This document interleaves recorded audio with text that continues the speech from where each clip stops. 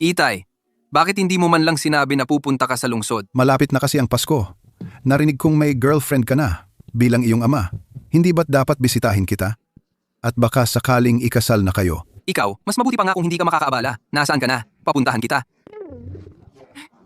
Anak ng tokwa, hinahamak mo ba ang iyong ama? Sige na, ikaw na ang bahala sa trabaho mo. Ako na ang mag-iikot. Paalam na.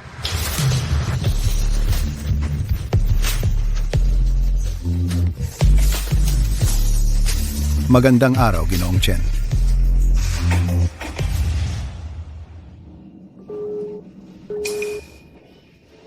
Matanda na't hindi pa rin mapalagay. Maghanda ng sasakyan. Ako mismo ang susundo sa kanya.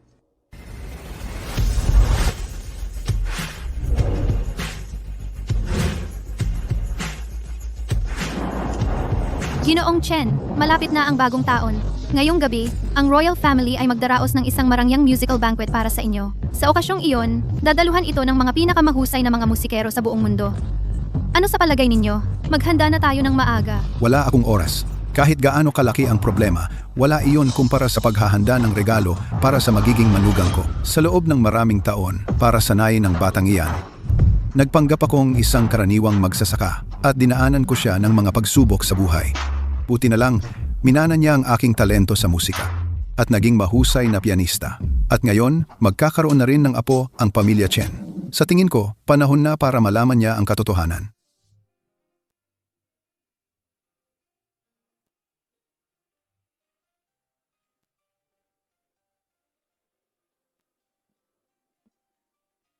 Akala ko ba'y walang magpiano sa ganitong lugar? May nagpiano pala rito. Pero kulang pa sa galing.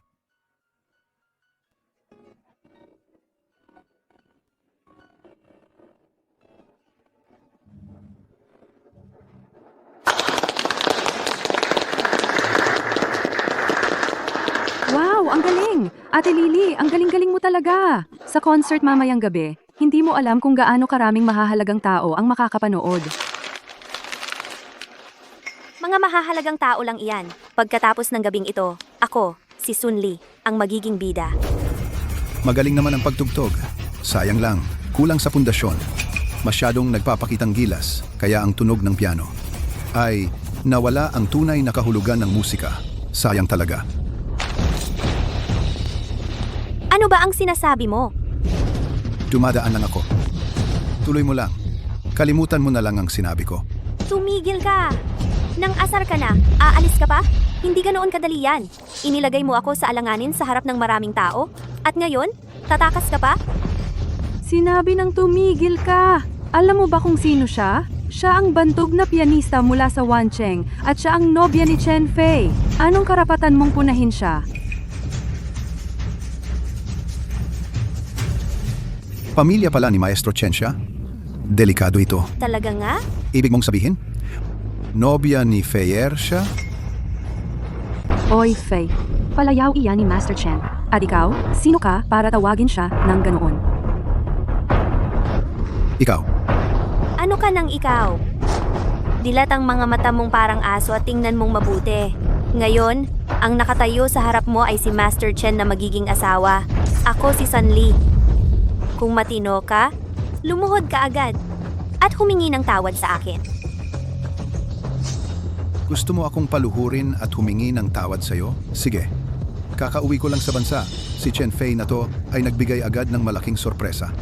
Anong ibig mong sabihin? Hindi ba? Kilala mo si Chen Fei? Paano niya makikilala si Chen Fei? Ate Li, huwag kang magpapaloko sa kanya. Ang mga tulad niya, ang alam lang ay magsalita ng kung ano-anong kalokohan. Sa palagay ko, kahit ang mga damit niya, Teka lang. Tama ka nga. Kung matino ka, gawin mo ang sinasabi ko. At gawin mo na agad. Sina, kanina, ako nga ang mali sa pagsisingit. Humihingi ako ng paumanhin. Tapusin na natin ito.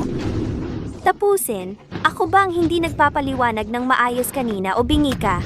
Ang sabi ko, lumuhod ka at humingi ng tawad. Kung ayaw mong humingi ng tawad, okay lang. Pero itong sampal na to, huwag kang iwas.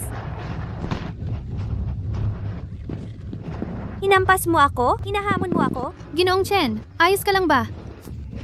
Ganon? may kasama ka pa pala. Babaeng hayop ka. Alam mo ba kung sino ako?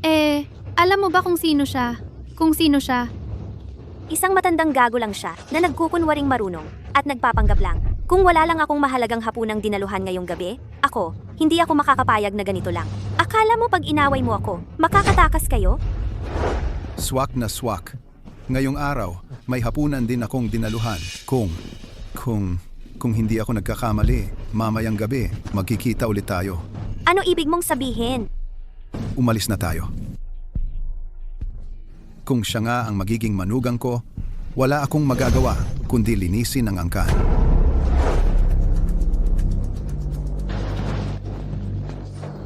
Anong pagpapanggap yan? Wala pang nakakapagsuway sa akin. Gagantihan ko to. Ate Lily, huwag kang mag-alala. Nakuha ko sa litrato ang mukha ng lalaki kanina. Nakuha ko lahat. Ipapaskil ko na to online. Yung ilang daang followers mo, hindi papayag yan. Magaling! Iyan ang kapalit ng pag-aaway sa akin. Mga kapamilya, tulungan nyo naman ako. Honey, bakit ka nandito? Hinahanap ko si Papa. Dito raw siya ayon sa location. Nasaan na siya?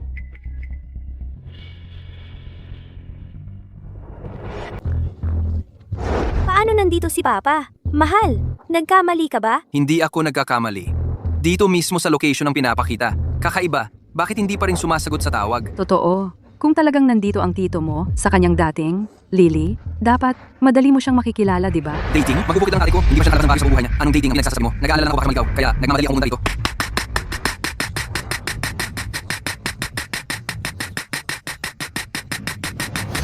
Akala ko pa naman yung matandang iyon kanina.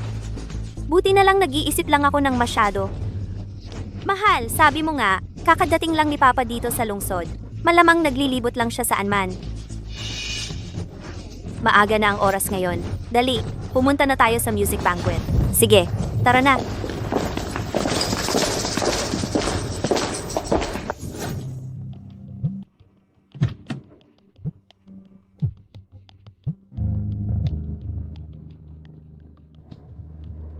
Tawag ni Young Master. Bakit mo binitawan ng tawag?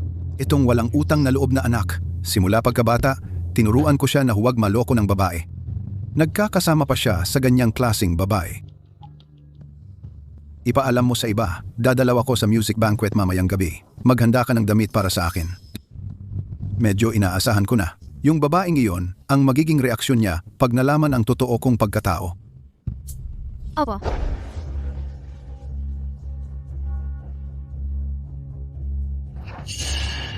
Bakit parang ang pagkakatulad niya sa tatay ko? Mahal, sabi mo nga, magbubukid lang ang tatay natin. Saang pagkakataon siya makakasakay sa ganyang mamahaling sasakyan? Ayos na. Mahal, maaga na ang oras. Dali, umalis na tayo. Alis na tayo.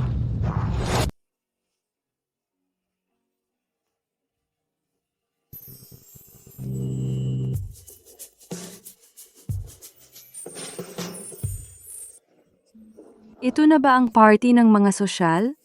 Ate Lily, ang laki talaga ng natutunan ko sa'yo. Ang babaw mo naman. Sa mga susunod, madalas na to. Pasensya na. Ikaw. Bulag ka ba? Ang mga kamay ko, may siguro na 6 milyon ang halaga. Kung may gas-gas o anuman. Di mo kayang bayaran kahit ibenta mo sarili mo.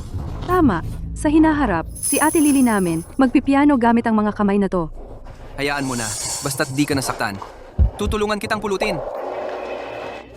Ako na, tingnan mo, ako na. Sige na, ako na.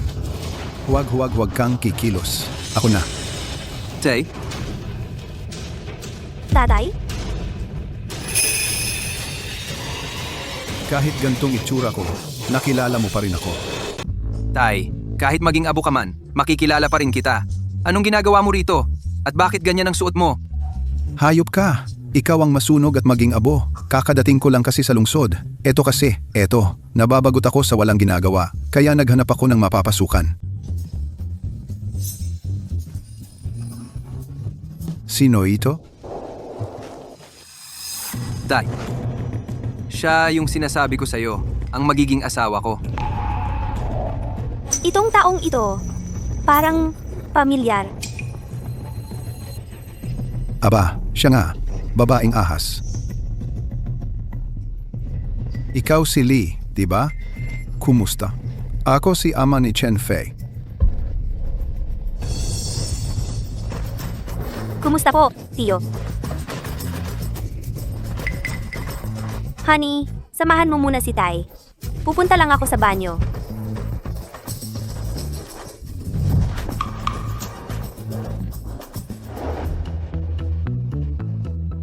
Tay, bakit ka may balbas? Gago ka, nakilala mo agad ako. Ang dumi-dumi. Akala ko ba, ama ni Chen Fei, talagang galing sa probinsya? Ate Lee, ang hirap-hirap mong makisalamuha sa mataas na lipunan. Kung malaman ng iba na may biyenan kang taga-probinsya, aba, kawawa naman ang mukha mo.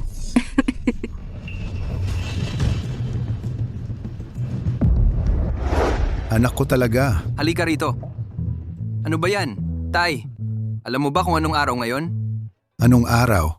Ngayon ay para sa isang pangunahing musikero, si Ginoong Chen, ang handaan. Tapos dumating ka rito para lang mapahiya ako?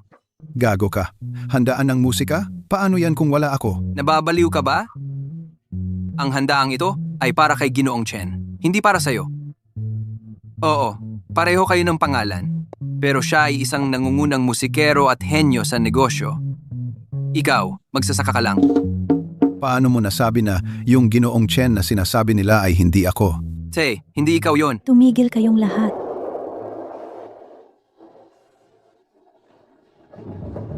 Ang araw na ito ay isang salo-salo para kay Maestro Chen. Ang mga hindi konektado ay umalis na. Lola. Ama ko po siya. Ama mo, Chen Fei, hindi ito ang unang beses na sumali ka sa ganitong okasyon ni hindi mo alam ang tamang asal. Paano ka nagkakalakas loob na dalhin ang kapamilya mo rito? Paalisin mo na siya agad. Tay, umalis ka na. Gusto mo bang mapahiya ako? Sigurado ka ba na palalayasin mo ako? Maestro Chen. Tandaan, Darating si Ji-Chen sa salo-salo ngayong gabi, pero hindi siya madaling magpapakilala. paano ko nga ba makikilala si Ji-Chen? Kailangan mo lang malaman na may suot na pekeng bigote si Ji-Chen. Nako, May paalala si Ji-Chen noon na huwag basta-basta ibubunyag ang kanyang pagkatao. Nakalimutan ko. Guro Chen. Guro Chen, ikaw ang tinatawag. Ako? Ha? Sa ganitong okasyon, yung titulong guro. Hindi pa ako karapat-dapat sa titulong iyan. hoy, mahal. Tama ang narinig mo. Matandang ginang. Ikaw ang tinatawag na Guro Chen. Narinig namin lahat. Mukhang malapit ka ng maging tulad ng isang dakilang tao na si Ji Chen. Isang hakbang na lang. Sobra naman ang papuri ninyo. Matandang ginang. Idolo ko si Ji-Chen. Malayo pa ako sa kanyang antas. Buti na lang, nahabol ko. Hindi naman sobra. Kung tatay mo siya, hayaan mo na siyang manatili. Tandaan, alagaan mo siya ng mabuti. Si, Narinig mo ba? Ito ay dahil lamang sa respeto sa asawa ko. Kaya ka pinayagang manatili. Magpakabait ka lang dyan. Huwag kang gumawa ng gulo. Baka ikaw ay paalisin. Oh. Nga pala. Kanina, nung pumunta ako sa banyo, nadumihan ko ng hindi sinasadya ang sahig. Kaya pakiusap sa inyo, punasan ninyo ang sahig. ano ba ang sinasabi mo, Lily? Siya ang tatay ko. Ay, ayos lang. Bilang isang tagalinis, dapat alam mo ang iyong lugar, di ba?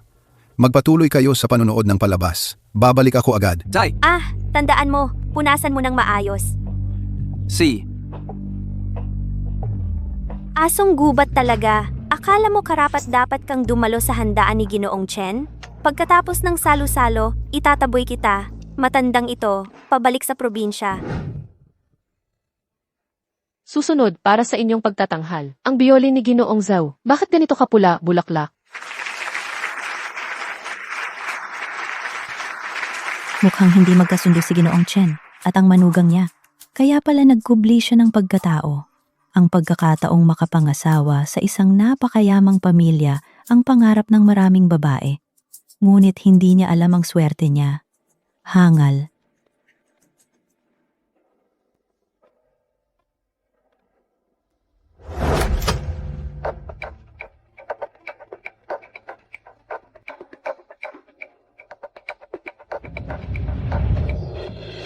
Boss Chen, Boss Chen, nandito na ang makeup artist. Ipaalam mo sa lahat. Mamaya ako mismo ang tutugtog sa entablado. Magsimula na.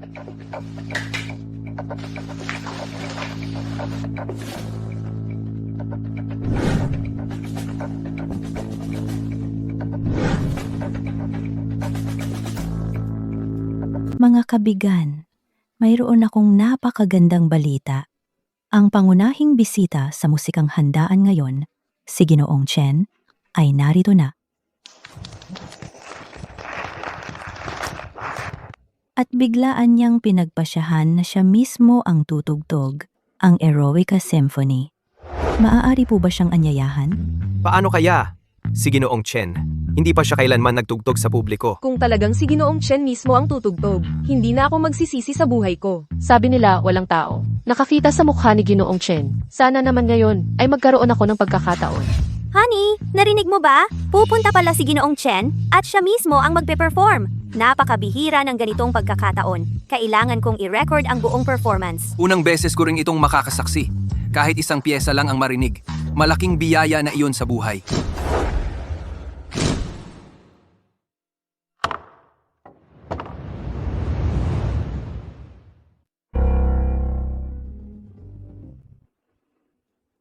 Nagsimula na. Ang tunog. Talagang si Ginoong Chen mismo ito. Walang duda, si Ginoong Chen nga, hindi ito simpleng pagtugtog, ito'y pagsakop sa musika. Ang tunog ay parang hukbong sandatahan at minsan ay parang kidlat. Talagang tunay na maestro.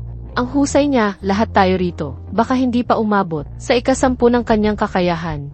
Napakalayo ng agwat ko sa kanya.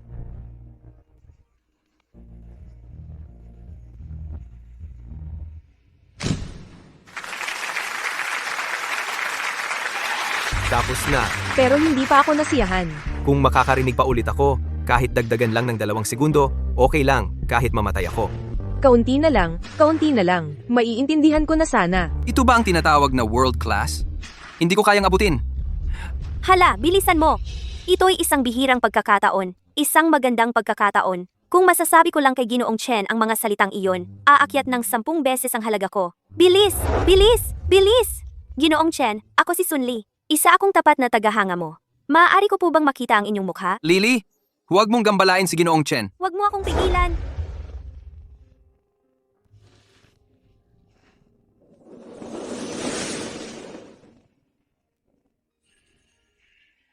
Dad? Ikaw?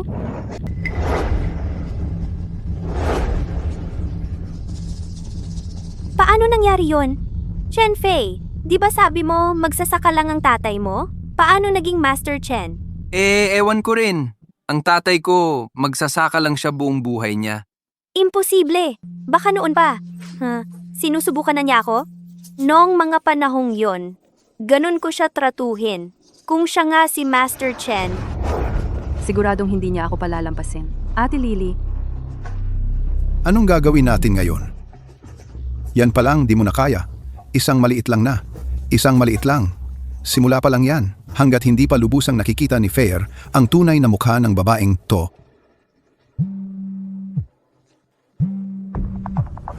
Di ko pa maaaring ibunyag ang identidad ko. China Mobile.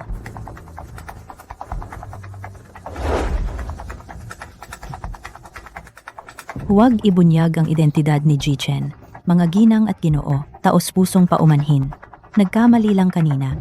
Nag-text sa akin si Ji Chen. Biglaan daw na nagbago ang isip niya, kaya di na siya makakapunta. Kasalanan ko to. Nagpakatalino ako. Akala ko si Ji Chen yung nasa entablado. Humihingi ako ng paumanhin sa inyong lahat. Hindi siya si Master Chen. Sabi ko na nga ba, sa katayuan at galing ni Master Chen, bakit bigla siya lilito, sa ganitong okasyon? Pag naalala ko ngayon, di naman ganon kagaling tumugtog. Nandito ang tunay na Master Chen. Mas magaling siguro ng 10 beses kaysa sa kanya. so hindi pala siya si Master Chen. Tama pala si Chen Fei. Nagpapanggap lang yang probinsyanong yan. Totoo, hindi ako si Master Chen. Kanina lang, napansin kong marumi ang piano sa taas. Tinulungan ko lang linisin, out of goodwill. Di ko inakalang magkakagulo ng ganito. Siyempre hindi siya si Master Chen. Isang segundo lang ang nakalipas, siya'y isa lang tagalinis. Ang baho-baho pa. Tagalinis. Kaya pala pamilyar ang itsura niya. Chen Fei, hindi ba't ito ang tatay mo? Talaga naman, hindi siya. Anong Master Chen? Chen Fei, dinala mo pa ang tatay mo dito. Ayos lang sana, pero nagpanggap ka pa bilang Master Chen. Pananagutan mo ang nangyari ngayon. Pulong ng mga kilalang tao. Paano papayagan ang isang probinsyano na magkagulo dito? Nakakahiya sa ating lahat. Gwardiya. Nasaan ang gwardiya? Hoy, makinig kayo sa akin. Malaking pagkakamali ito. Pagkakamali, huwag ninyo akong itulak. Huwag itulak. Dahan-dahan lang. Jay, alam mo ba kung gaano kalaki ang ginulo mo? Hindi ka na lang tumahimik sa probinsya. Dito ka pa nagkalat. Alam mo ba na ang anak mo, para lang makasali sa mataas na lipunan, ay naghirap ng husto? Ngayon, dahil sa pagdating mo, nasira mo ang lahat. Anak, ganoon ba talaga kalala? Hoy, yung matandang ginang. Hindi ba tinawag ka pang Master Chen? Nakakahiya ka. Banggitin mo pa ang Master Chen. Buti na lang at hindi siya dumating ngayon. Kung na-offend ko siya, tapos na ang buhay ko. Itong si Ginoong Chen, ganoon ba talaga siya katindi gaya ng sinasabi mo? Hay, sige na. Ayaw ko ng pagtalunan ito sa'yo. Tanong ko sa'yo, saan mo nakuha ang suot mong yan? At saka, paano ka natutong magpiano? Magpiano? Hehe. Saan ako magkakaroon ng ganoong magarbong kakayahan? Inarkila lang yang damit na yan. Tungkol naman sa pagpiano, musika yon mula sa cellphone ko na pinatugtog ko kanina. Ikaw, ang lakas ng loob mo? Tama na ba ang kalokohan mo? Tama na. Pakiusap. Umuwi na kayo sa probinsya. Hindi naman. Manugang. Paano mo nasabi ang ganyang salita? Ano bang mali sa sinabi ko? Isang magsasaka ka lang. Wala kang pera. Wala kang impluwensya. Kung mananatili ka rito, hindi mo lang hindi matutulungan si Chen Fei. Makakasama mo pa siya. Gusto mo bang malaman ng lahat na si Chen Fei ay may amang tulad mo? Ay may ama na tulad mo? Ako. Kung ako sa iyo, ikaw na ang kusang lumayo sa sarili mong anak. Walang kwenta ka. Huwag mong idamay ang susunod na henerasyon. Anak? Hindi naman siguro ganoon din ang iniisip mo. Pa. Oh. Naiintindihan ko na. Sige, kasalanan ko ito. Wala na akong silbi. Aalis na ako. Dapat nga noon ka pa umalis. Wala namang silbi ang pagtira mo rito. Tama na. Lili, Hindi ko alam kung ano ang nangyari noon sa pagitan mo at ni Papa. Pero ngayon, paulit-ulit mo siyang inaapi sa harap ng ibang tao. Akala mo ba hindi ko napapansin? Oo, wala nga siyang gaanong kakayahan. Pero hindi ikaw ang may karapatang manghamak sa kanya. Humingi ka ng tawad sa kanya. Ngayon din. Papaano? Humingi ako ng tawad sa kanya. Ngayon din! Agad! Ikaw. Aray, Aray, ang tiyan ko! Masakit ang tiyan ko! Aray, ang baby! Ang baby ko! Ate Lily, okay ka lang ba? Anong ginagawa mo? Hindi mo ba alam na sinabi ng doktor na hindi dapat magalit si Ate Lily? Baka mawala ang bata kapag nagalit siya. Hindi mo ba alam iyon? Aray, Baka pwede ikaw na lang ang humingi ng tawad kay Lily. anak. Ako ang biktima dito, anak. Ang sakit-sakit! Aray!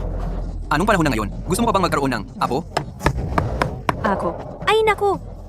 Sige, tawagan mo na. Dalhin na sa ospital. Tama. Tatawag na ako ngayon. Tatawag ako ng ambulansya. Oy, Huwag na. Parang gumaganda na pakiramdam ko. Yan Chien, tumawag ka ng taxi. Samahan mo akong umuwi para magpahinga. siya. Tara na. Pag sinabing ospital, agad-agad na umalis. Baka naman, hindi talaga siya buntis? Hoy, anak, saan mo ba ko nakakuha ng napakagandang manugang na ito?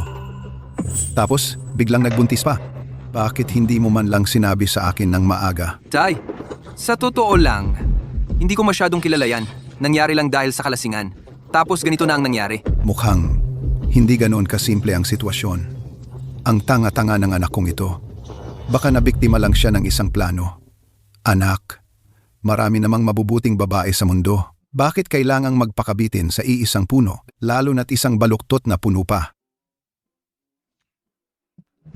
May auction bukas. Ang mga dadalo, mga sikat na personalidad yan. Kung may makita kang dalagang may kaya, pumili ka lang. Ha? Ako, ang tatay mo, ang maghahanap ng mapapangasawa mo. Tay, ilang beses ko na ba sinabi sa inyo? Huwag kayong kukuha ng mga karding ganyan sa sahig. Ako. Ito ang diyahaw. Auction ticket.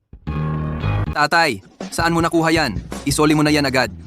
Huwag mo akong dagdagan ng problema. Gago ka. Minamaliit mo ba ang tatay mo? Tandaan mo. Bukas sa auction, dumating ka ng maaga. Maaga akong papunta doon para ipagayos ang mga magagandang artista. Pumili ka ng gusto mo. Kahit sino. Alis na ako. Nako. Totoong nabaliw na ang tatay ko. Ate Lily, walang tao. Huwag ka na magtanggap.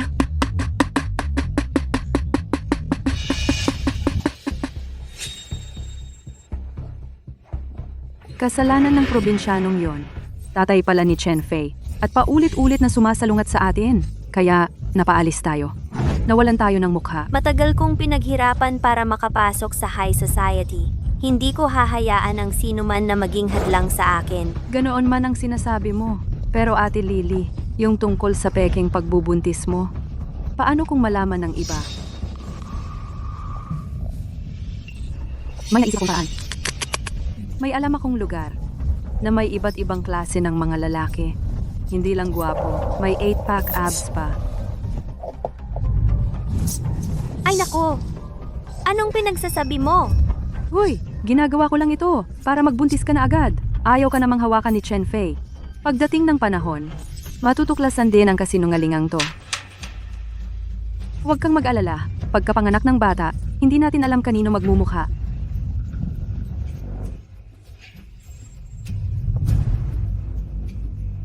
Manong, bumalik tayo sa White Horse Club.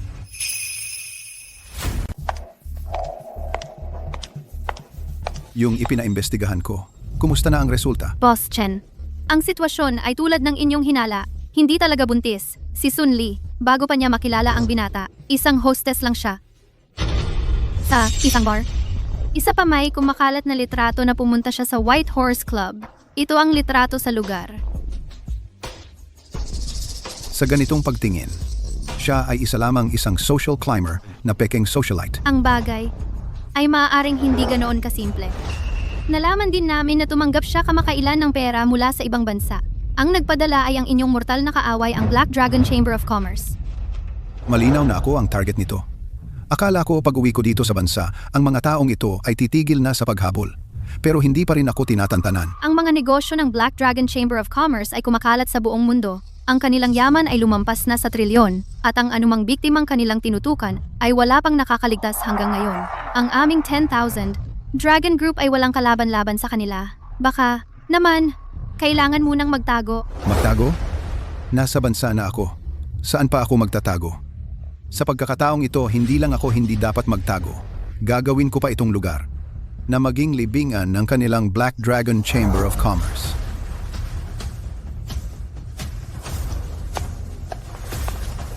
Hindi. Taimay, pera ka ba? Yan? Nakapulot lang sa tabi ng kalsada 2 tiket? Talagang papasok ka? Auction lang naman yan. Hindi naman ganoon kamahal. Kamahal? Pakinggan mo nga ang sinasabi mo. Oo nga pala, hindi ba't binilhan kita ng bagong damit? Bakit suot mo na naman yung damit mo sa probinsya? Huwag mo naman akong ipahiya. Yung suit ko, hindi ba't isinauli ko na? Yung binigay mong damit, hindi ako sanay. At saka, hindi naman ako pumunta rito para bumili. Pumunta ako rito para ipakilala sa'yo ang magiging nobya mo.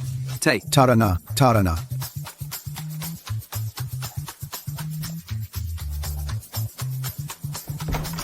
Alis na tayo.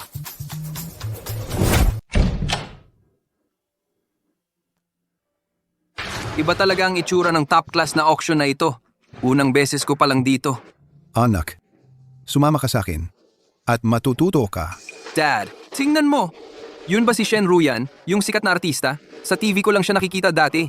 Kaya pala, nandito rin siya. Gusto mo siya? Ipapakilala kita. Xiao Shen? Xiao Shen. Dad, tingnan mo na lang. Ang lakas ng loob mo, ha? Anong kinabahan ka?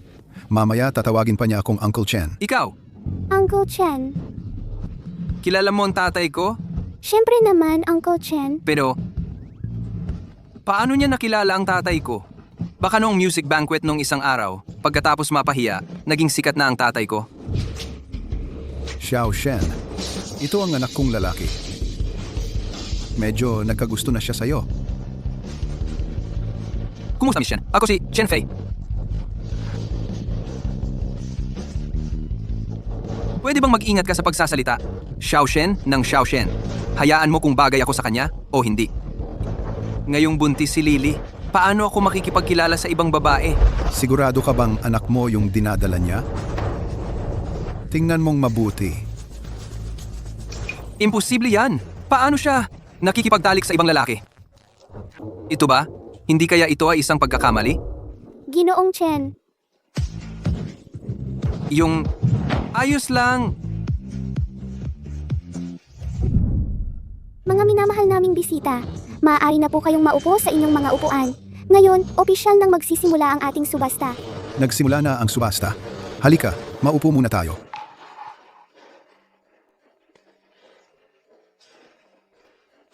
Wait.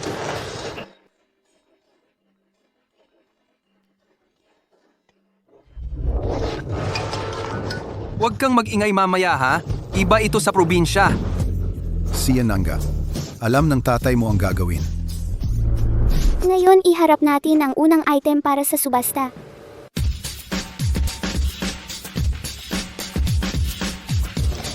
Isang piraso mula sa dinastiyang Song Salado Enamel Junware. Ayon sa kasabihan, ang yamang katumbas ng 10,000 ginto ay hindi makakapantay sa isang piraso ng Junware. Ang panimulang tawad ay 2 milyon.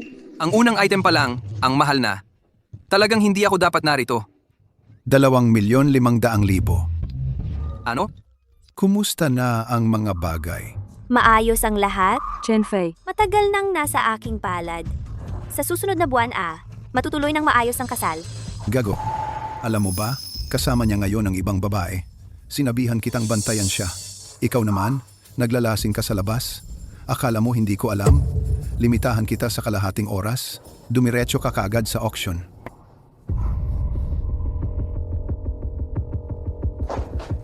isa pa, Ikaw ang may magandang ideya. Bakit hindi ka pa magpatawag ng sasakyan?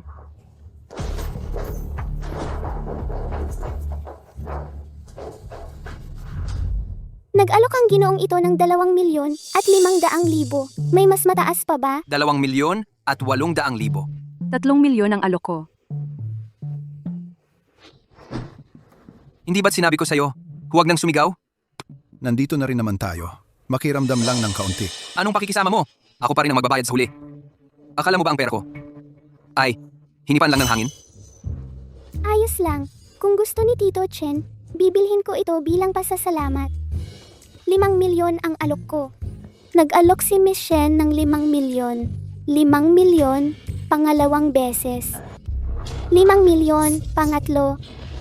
Sold! Tingnan mo siya.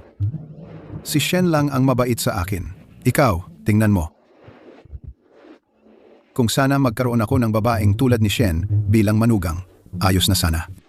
Miss Shen, talagang ibibigay mo sa tatay ko? Kahit hindi ito mamahaling bagay, kung hindi po ito ipagkait ni Tio Chen, gusto ko talagang ibigay. Hindi. Hindi ba ito mamahalin? Taong simple lang ang tatay ko. Saan siya makakakain ng ganitong delikadong bagay? Taong simple? Baka mali ang pagkakaintindi ni Mr. Chen. Ang tatay ko, may ganoong kalaking mukha? Tama ba yon? Simulan na natin ang pangalawang item sa ating auction. Ito ay isang bagong nahukay na kwadro at kaligrapya. Ayon sa sabi-sabi, ito ang huling likha ni Kibaishi bago siya pumanaw. Maituturing na pambihirang kayamanan. Panimulang tawad, 8 milyon. 20 milyon ang tayako. 23 milyon. 30 milyon. Mukhang itong bagay na ito, talagang determinado si Shen Ruyan na makuha. Matanda na si Mr. Shen, malapit na ang kanyang kaarawan. Ang pinakapaborito niya sa buong buhay. Ay ang mga gawa ni Kibaishi. Bilang si Shen Ruyan ang kanyang pinakamamahal na apo, nararapat lang na bilhin niya ito para mapasaya ang matanda. 35 milyon ang tayako. Ano? 35 milyon? Ang taya mo? Miss Shen, alam kong gusto mo ang bagay na ito, Pero sa kasamaang palad, ako ang talagang kukuha nito. Anak, turuan kita ngayon. Ituturo ko sa iyo ang tamang paraan ng panliligaw.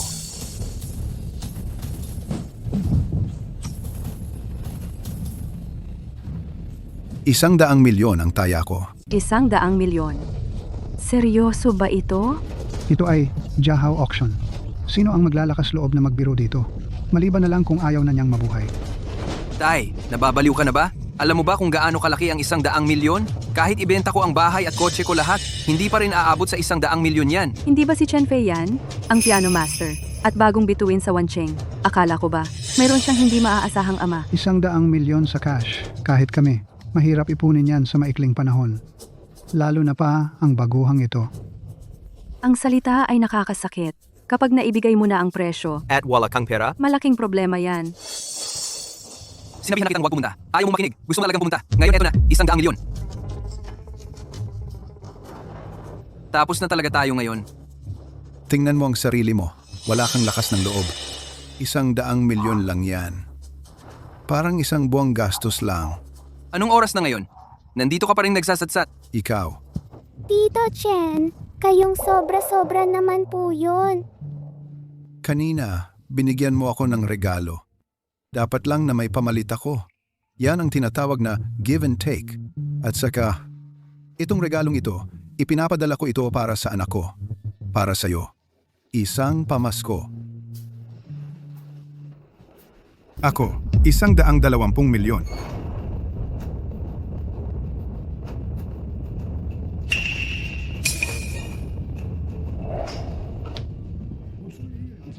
Nag-aalok ako ng 120 million. Hindi ba't si Ginoong Wang Qianlai yan? Ang regional head ng Wanlong Group sa Wancheng area. Ang ganitong klaseng VIP, bakit bigla na lang siya dumating? Oo nga. Bakit siya nandito? Buti na lang, dumating si Boss Wang. Kung hindi, hindi ko matatapos tong araw na to. Mas mabuti rin to. May magbabayad na. Di ko na kailangang magbid pa. Hindi, alam mo ba kung sino siya? Siya ang regional head ng Wanlong Group. Si Boss Wang, bilyonaryo. Pinapabayad mo siya para sa'yo? Hindi ba't binibigyan lang natin siya ng pagkakataong magpasikat? Kung ganun, dapat pa nga siyang magpasalamat sa'yo. Ang alok ni Ginoong Wang ay 120 million. May mas mataas pa ba? 120 million, unang tawag. 120 million, pangalawang tawag. Nagsalita na si Boss Wang. Sinong may lakas ng loob na makipag-agawan? 120 million, pangatlong tawag. Sold. Talagang kamangha-mangha si Boss Wang. Talagang mayaman at mapagbigay. 120 milyon? Parang tubig lang na pinapakawalan. Para makapunta mismo rito si Boss Wang at makipagbid, mukhang ang bagay na to ay para sa isang napaka-importanteng tao. Tama ka. Pakibalot na lang po ito para sa akin. Boss Wang, ano po tong ginagawa ninyo? Baka naman ipamimigay nyo ang painting dito mismo? Kakabili lang ng painting na mahigit 100,000,000? Paano naman basta-basta ipamimigay? Sino ba rito ang karapat-dapat na tumanggap ng ganoong karangalan? Tama? Tingnan mo, dinala na nga rito. Isang munting alaala mula sa akin. Sana'y tanggapin mo, Ginoong Chen. Ginoong Chen, hindi ba't magsasaka lang siya? Dahil lang ba siya ang ama ni Chen Fei? Imposible. Kahit si Chen Fei mismo, ni hindi nga siya karapat-dapat magsipilyo ng sapatos ni Boss Wang. Baka nagkakamali sila ng tao. Yung Ginoong Chen na sinasabi niya, baka yung kilalang music master sa buong mundo. Sabi nila, hindi lang siya isang artist, mayroon pa siyang napakagaling na business sense. Ang Wanlong Group, siya lang ang nagtayo noon. Ngayon, ang halaga na ilang daang bilyon na. Ginoong Chen, tatay ko. Umigil, pakita ang invitation. Bulag ka ba? Kasintahan siya ni Master Chen? Hahadlangan mo siya? Master Chen, tingnan mong mabuti. Auction ito. Ang mga pwedeng pumasok dito, kahit papaano bilyonaryo. Kung wala kang imbitasyon, umalis ka. Huwag mong dudumihan ang mata ng mga VIP. Tingnan natin kung sinong may lakas ng loob na humadlang sa akin ngayon.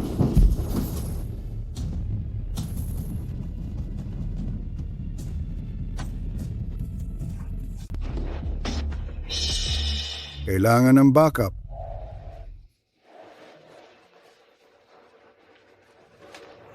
Tumayo ka na.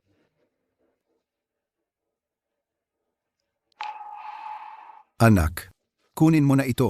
Iregalo mo sa lolo mo para sa kanyang kaarawan. Ito rin ang magiging regalo ninyong dalawa mula sa puso ninyo. Salamat, Ginoong Chen. Pag uwi ko, siguradong matutuwa ang lolo ko kapag nakita niya ito. Nababaliw na siya. Talagang nababaliw. Ibinigay lang ni Boss Wang ang regalo, ipinamigay naman agad. Hindi ba't parang sinampal niya ng harapan si Boss Wang? Totoo. Sa ugali ni Boss Wang, hindi niya ito palalampasin. May utang na loob ako kay Ginoong Chen. Ngayon, kung ang aking bagay ang ipinanghahandog ko, ito ay isang malaking karangalan para sa akin. Ginoong Chen, pwedeng makausap kita ng pribado?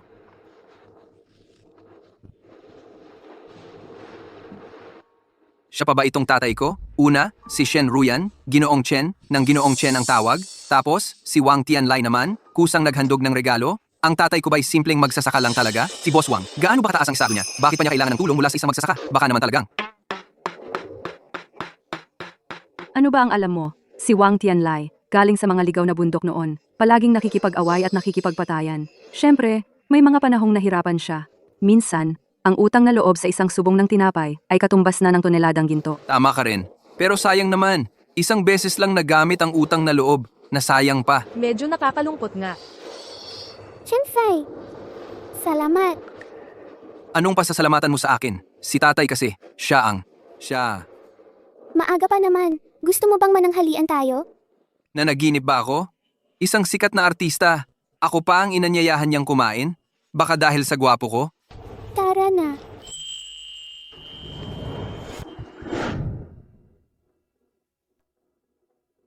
Hoy, gusto kong pumunta sa CR. Sandali lang, 2 minuto. Masamang tao! Hinahamon mo pa ang taong akin. Sino ang nag-utos sa'yo? Muntik nang mabuko ang pagkatao ko.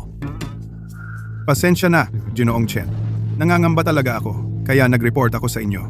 Itong Black Dragon Chamber of Commerce ay pumasok na sa bansa. Winasak nito ang buong financial market. Nitong mga nakaraang araw, nagdurusa ang stock market. At sila'y bumibili ng shares natin sa lahat ng dako. Nag-aalala ako, ang tunay nilang target ay ang Wanlong Group natin. Kailangan nating mag-ingat. Yun lang? Sir, wala nang iba? Kakain na ako, ha? Gutom na ako. Ginoong Chen, napaka-urhente ng sitwasyon ngayon. Sa palagay ko, hindi lalampas ng 3 linggo, hindi 2 linggo sa loob ng 2 linggo. Tiyak na may gagawin ang Black Dragon Chamber. Tama ang hinala mo. Pero ako, si Chen Long, hindi ba't may paghahanda? Tenga. Hilapit mo ang tenga mo.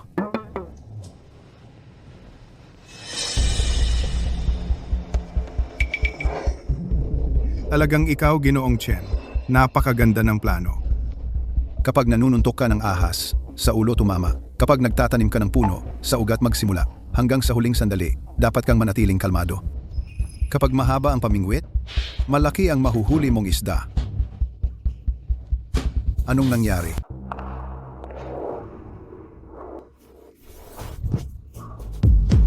Sino ka? Sino ako?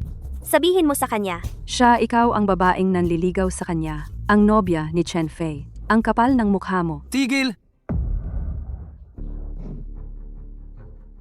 Ayos ka lang?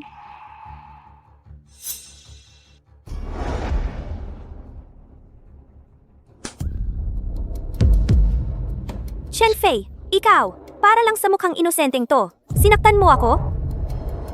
Humingi ka ng tawad sa kanya. Paano mo ako mapapahingi ng tawad sa kanya? Nakalimutan mo na ba? Na ako ang tunay na nobya mo?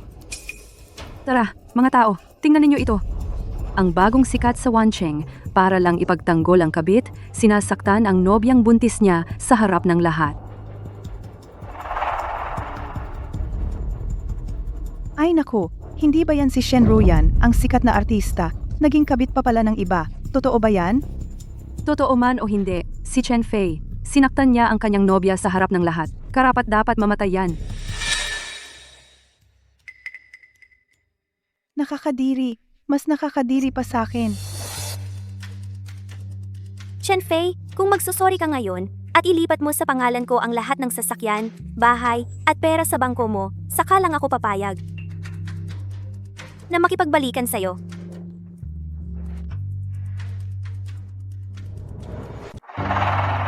Sinabi mo ipangalan mo sa akin ang kotse, bahay at lahat ng pera ko. Lahat ilipat sa pangalan mo. Tama. Yun lang ang paraan para mabayaran mo ang ginawa mo sa akin. Saka lang ako magiging masaya na magsilang ng anak natin. Hindi ko akalain na ang kapal talaga ng mukha mo. Mga kasama, huwag kayong magpaloko sa kanya. Malinis ang relasyon ko kay Miss Shen. Siya ang totoo. Itong babae, hindi marunong magpakababae. Sa likod ko, nagloloko siya. Tungkol sa pagbubuntis, kasinungalingan lang yan. Hindi ko siya ginalaw kailanman. Ang mga litratong ito, ang ebidensya.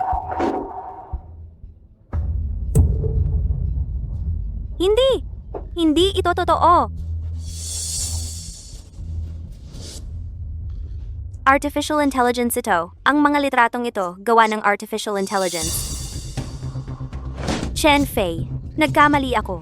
Babawiin ko ang sinabi ko. Tayong dalawa? Hindi. Tayong tatlo. Tayong tatlo na lang ang magsama. Okay lang ba? Ay, sus! Grabe, ang gulo. Wala na bang moralidad tong babae? Kunan mo ng video. Mag-viral. 2. Sigurado sa internet.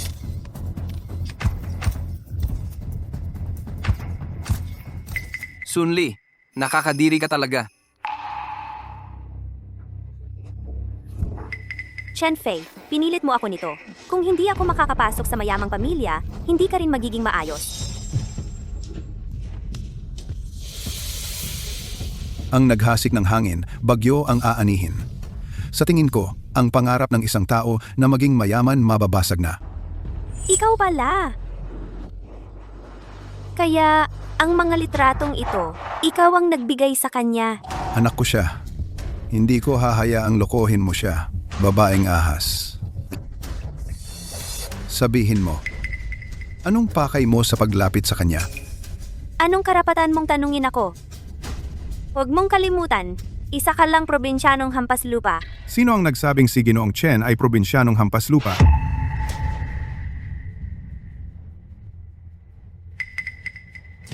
Ginoong Chen. Ikaw ba si Ji Wang ng Wanlong Group? Probinsyanong hampas lupa lang siya. Bakit mo siya tinatawag na Ginoong Chen? Bulag ka ba? Tingnan mong mabuti. Siya ang chairman ng aming Wanlong Group. At siya rin ay isang kilalang artista sa buong mundo. Imposible yan! Chen Fei ang sabi sa akin, magsasaka lang ang tatay niya. Iyon ay isang pagkukunwari para lang siya'y mahasa. Sa mga nakaraang taon, nasa ibang bansa ako. At ako ang nagtayo ng Wanlong Group. Kung hindi ka sana masama ang ugali, baka naging manugang ko pa. Sayang.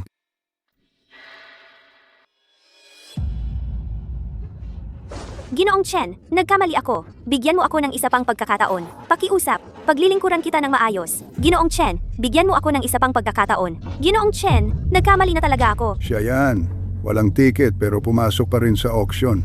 Hindi mo ba alam kung nasaan ka? Bugbugin at itapon. Wag! Ginoong Chen, bigyan mo ako ng isa pang pagkakataon. Nagkamali na ako. Ginoong Chen, tulungan mo ako. Ginoong Chen, ang babaeng ito, may koneksyon sa Black Dragon Chamber of Commerce. Baka, hindi siya titigil ng basta-basta. Sinadya kong ipaalam ang aking pagkakakilanlan, para makita ang ahas palabas ng lungga. Gusto kong malaman, ang Black Dragon Chamber of Commerce na ito, ano ba talaga ang gusto nilang gawin? Ganun pala. Ginoong Chen, ang aking anak ay bagong nagtayo ng isang restaurant. Nagpagawa ako para sa iyo ng isang pangunahing card na walang limitasyon. Kung may oras ka, pumunta ka at tingnan. Royal Hotel. Sakto, gutom na ako. Pupunta ako mamaya. Sige, handa akong tanggapin ka anumang oras. See ya.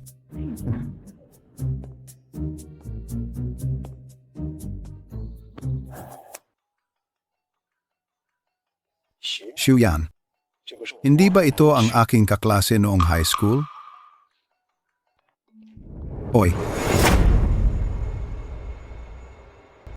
Hindi ba't kaklase ko tunong high school? Hoy, tol. Ang tagal na nating hindi nagkita. Malapit na kasi ang bagong taon, di ba? Ngayon, may get-together ang mga kaklase. Gusto mo bang sumama? Ah, ikaw pala. Sa tingin ko, wag na lang. Ganoon pa rin ako tulad ng dati. Hindi mahilig sa maingay. Wag naman. Ang venue ng get-together ngayon ay sa Royal Grand Hotel. Ang mga ordinaryong tao, sa buong buhay nila, bihira lang makapasok doon. Ikaw, sigurado ka bang ayaw mong makakita ng bago?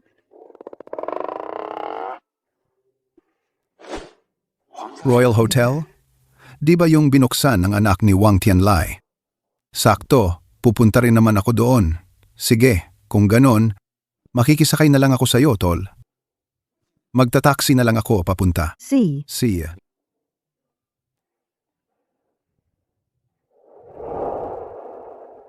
Kumusta? Pumayag ba siya? Una, ayaw talaga. Pero nang malaman niyang sa Royal Hotel, bigla siyang nagmadali at sabing magta-taxi siya. Si Chenlong pala. Ilang taon na siyang ganyan, wala namang pinagbago. Paglabas, taxi pa rin ang sinasakyan. Oo nga. Kuya Hu, matagumpay ka na ngayon. Baka naman bigyan mo na lang siya ng bagong electric bike. Tingnan natin kung paano siya kikilos. Ang galing mo talaga, Kuya Hu. Tara, tagay tayo para kay Kuya Hu. Tara, mga kaklase. Tara, mga kaklase. Ito ba ang room 802? Tama naman ang napuntahan ko. Sino ka? Pinabalaan kita, hindi ito lugar para magpalimos. Jotong, anong problema sa mata mo? Hindi ba't ito si Chenlong, kaklase natin? Chenlong? Ako nga. Kanina, hindi kita nakilala. Tara, upo ka na. See ya. Nandito na pala kayong lahat. Ikaw, ang suot mo naman. Chenlong, malapit na ang bagong taon. Wala ka bang pambili ng bagong damit? Klase reunion ito ngayon. Tingnan mo, lahat tayo nakaayos. Mukhang hindi mo kami nirerespeto. Ipinapahiya mo kami, di ba? Kuya Hu, huwag mo namang ganyanin. Sa palagay ko, ito na ang pinakamagandang damit na meron siya. Medyo nagmamadali talaga ako ngayon. At saka, yung uniform ko bilang tagalinis ay hindi pa tuyo. Kaya ito lang ang maisuot ko. Tagalinis? Chenlong. Kung tama ang alala ko, siya ang naging leader sa kalinisan ng klase natin noon, di ba? Hindi ko inakalang pagkatapos ng ilang taon, nagwawalis pa rin siya ng basura. Pwede ring sabihing tumutugma sa kanyang propesyon.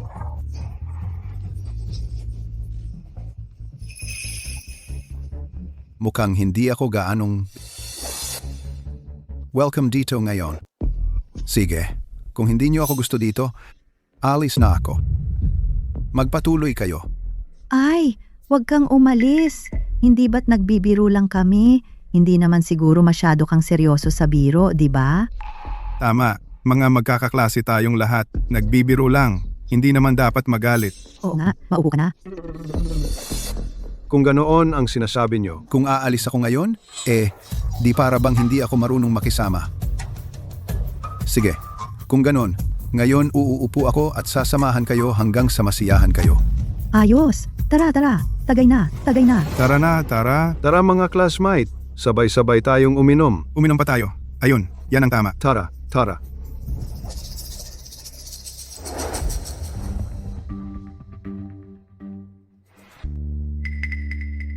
Kakaiba, sabi ni Ginoong Chen. Darating na siya, bakit wala pa rin? Hindi pwede, kailangan kong mag-text para itanong. Kainin mo yung mga specialty dish. Oo nga, Maganda rin ang alak. Ginoong Chen, nasa na po kayo?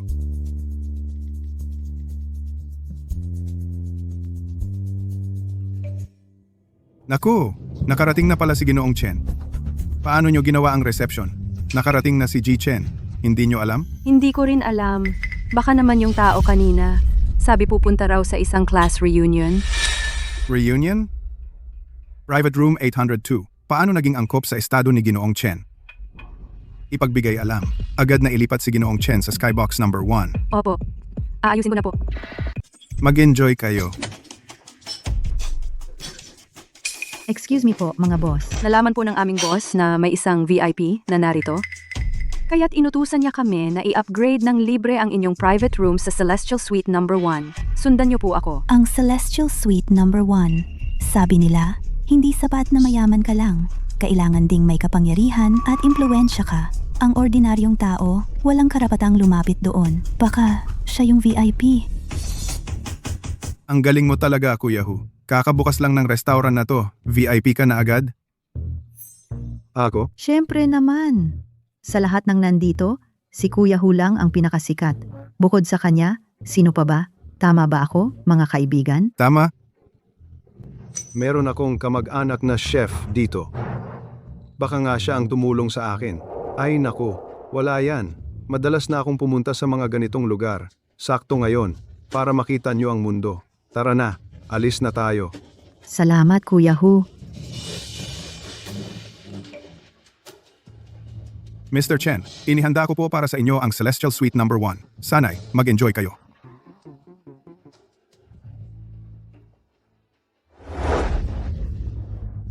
Nakalimutan ko sabihin sa inyo, VIP ako sa restaurant na to. 15% na diskwento sa lahat ng order. Mamaya, huwag kayong mag-atubili. Kumain kayo ng kumain. Ang sarap, kumain ng kumain. Talagang ikaw ang Kuya Hu. Kahit saan, may pribilehiyo ka. Ang galing mo talaga.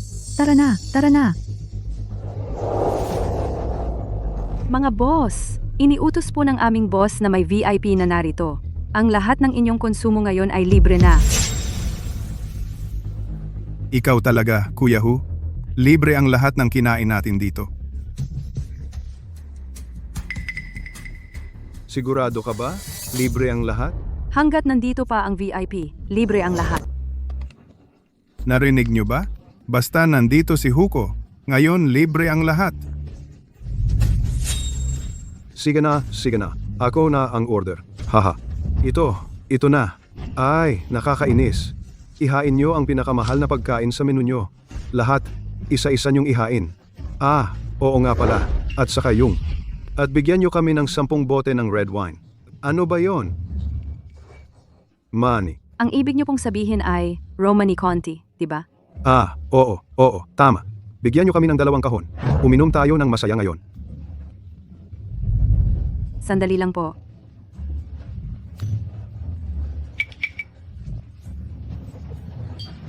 Shenlong, sabi ko sa'yo, sa ganitong okasyon, kumain ka ng marami. Para na tayong nag-celebrate ng bagong taon ng maaga. Mga kasama, huwag nating sayangin to. Ang mga tirang kanin at ulam, itabi ninyo lahat. Tandaan nyo, dapat i-take out yan. Para na itong media noche natin. Ha ha ha ha. Kuya Hu, parang hindi naman kita inaway dati. Bakit ba ang hilig mong pinag-iinitan mo ako? Anong problema, Chenlong? Ayaw mo? Ayoko lang talaga sa'yo. Noong estudyante ka pa, ang galing-galing mo. Anong silbi ng magandang grado? Ngayon, nagwawalis ka lang sa kalsada. Tingnan mo ako, si Ixie Hu. Ano man ang gusto ko, meron ako. Ngayon, lulupigin talaga kita. Kaya pala pinatawag niyo ako rito, para lang dito. Ano pa ba? Huwag mong isipin na tunay kaming inimbita ka rito. Si Kuya Hu ang nag-utos sa akin na dayain ka para pumunta rito. Kung hindi ka pupunta, sino ang pagtatawanan namin? Tama ba ako, mga kasama? Tama. Sige, itinuring ko kayong mga dating kaklase, pero ginagawa niyo akong katatawanan. Dahil lang, sa tingin niyo mahirap ako. Minamaliit niyo ako, alam ba niyo, na may mas mataas pa sa langit at may tao pang mas magaling? Anong problema? Chenlong, nasaktan ka na? Kung ako sa'yo, wala na akong mukhang maihaharap. Ang palabas na ito, malapit nang matapos. Umalis ka na. Umalis ka na. Sige na. Pwede akong umalis, pero sana mamaya, huwag kayong umiyak at magmakaawa sa akin na bumalik.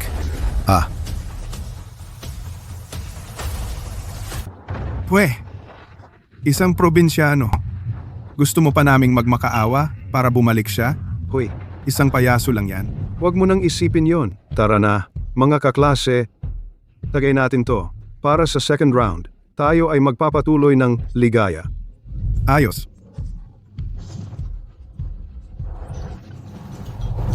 Nasaan yung tao sa pwestong ito kanina? Yung payasong yon, pinaalis na namin. Pinalis na? Manager Chen, tamang-tama ang pagdating mo. Maganda ang serbisyo ninyo ngayon. Nasiyahan ako. Sa susunod, babalik pa kami dito. Kung tapos na kayong kumain, pwede bang bayaran na ninyo ang bill? Ang bill? Manager Chen? Ang bill?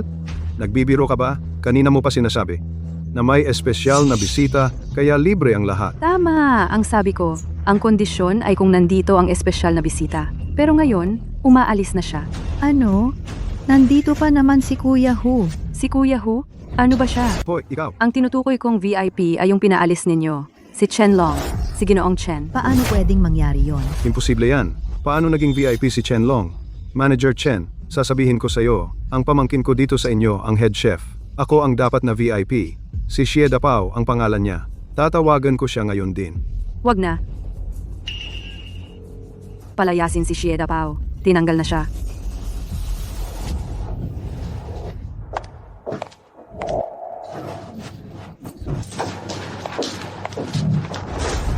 Ang kinain ninyong ito, ang kabuuang halaga ay 13,778,005 Kung hindi ninyo babayaran ang bill na ito, wala sa inyong makakaalis. Kuya Hu, anong gagawin natin? Hoy, Manager Chen, sandali lang. Tatawagan ko na si Chen Long. Papabalikin ko siya agad. Oo nga, tama. Tumawag ka.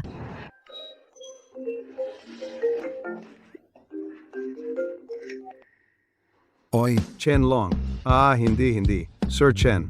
Naku, Lolo Chen. Naku, ikaw. Bumalik ka na po rito agad. Kanina, kami ang may kasalanan. Ito, humihingi kami ng paumanhin sa iyo. Humihingi ng paumanhin. Sige. Xie Hu. Kanina, hindi ba't ikaw ang nagpalaya sa akin? Bakit ngayon nagsisisi ka na naman? Kami ang walang malay sa iyong katayuan. Ako ay isang maliit na negosyante lang na may ilang daang libo. Maliit na negosyante. Ako ang nagpapanggap na mayaman. Ikaw ang tunay na boss. Maaari mo ba kaming patawarin ngayon? Oo, Sir Chen. Ako ang may kasalanan. Ang lahat ng ito. Si Xie Hu ang nagpilit sa akin na gawin ito. Basta't pumayag kang bumalik, mamayang gabi. Kahit anong parusa sa akin, tatanggapin ko. Dahil sa inyong sinseridad, ang Chen Long na ito. Hindi ko naman kayo matatanggihan. Nandyan ba si Manager Chen? Nandito. Nandito po ako, Ginoong Chen. Ano po ang inyong utos? Magkano ang kanilang nagastos? Kahit piso, hindi dapat mabawasan. Huwag ninyong isipin ang aking mukha. Kung kailangang mag-swipe, mag-swipe. Kung kulang ang pera, manatili sila rito at maghugas ng plato. Maghugas sila hanggang sa mabayaran nila ang buong bill. Naiintindihan ko po. Oy. Guwardiya, Manager Chen. dalhin ninyo sila sa ibaba para mag-swipe. Kung magkano ang meron, iyon ang iswipe. Ang kulang, manatili sila rito at maghugas ng plato. Hanggang sa mabayaran nila ang buong bill. Opo. Gusto ninyong kumain ng libre? Hindi man lang ninyo tiningnan kung anong lugar ito. Dalhin ninyo silang lahat. Naku, tapos na tayo ngayon.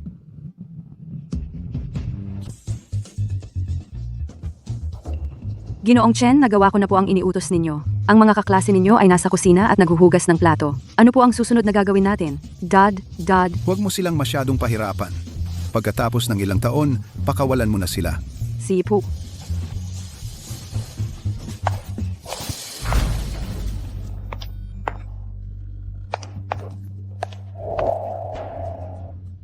Kiao Suan.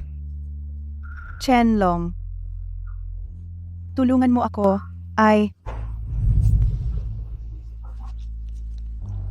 Ayos ka lang ba?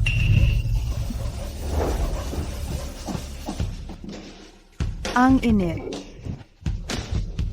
Ang sama ng pakiramdam. May lagnat ka. Hindi. Droga ang ipinainom sa iyo.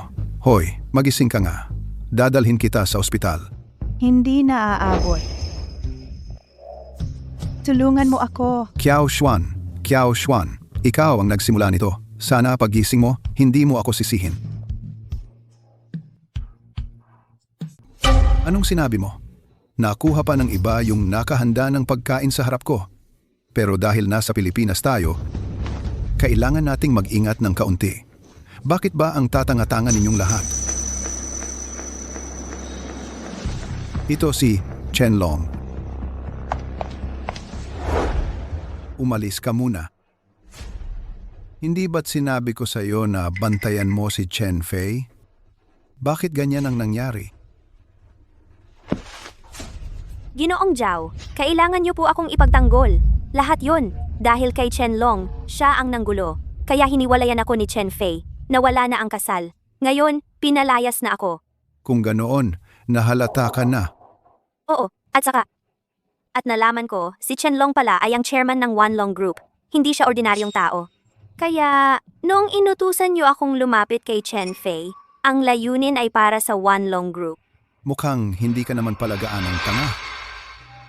Dati, magkakaibigan kami ni Xiao Xuan at ni Chen Long. Magkakasama kaming nagnegosyo noon. Noon, gusto ko si Xiao Xuan. Pero si Xiao Xuan, si Chen lang ang gusto. Tapos, dahil sa sining na hinahangad ni Chen Long, bigla na lang siyang umalis papuntang ibang bansa. Pero hindi pa rin siya tinalikuran ni Xiao Xuan. Ayaw kong tanggapin yon. Kaya pumunta ako sa ibang bansa at itinatag ang Black Dragon Chamber of Commerce. Ang layunin ay para hadlangan ang One Long Group ni Chen Long. Hindi ko inakalang pagkalipas ng napakaraming taon, ang One Long Group ni Chen Long, sa kabila ng buong lakas kong paglusob, hindi lang hindi namatay, lalo pang lumakas. Labis akong nababahala. Ah, ganun pala. Ano ang kailangan mong gawin ko, Ginoo? Handa akong magpakasakit, Ginoo. Ikaw? Wag na. Ano ba naman ang magagawa ng isang babae? Kailangan kong mag-isip ng paraan para may magawa ako. Hindi pwedeng hamakin ako ni Ginoo.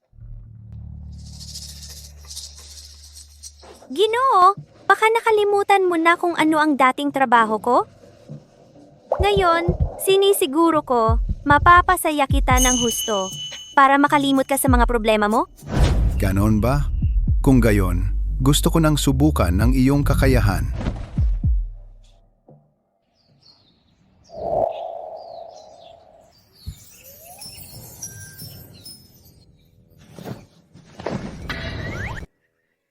Aray, bastos!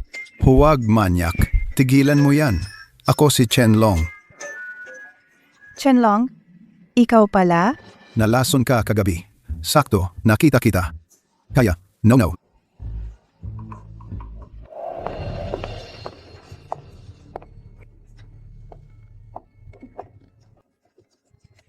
Okay ka lang ba? Parang ganon nga. Kagabi, uminom ako, tapos nawala na sa sarili. Naalala ko na.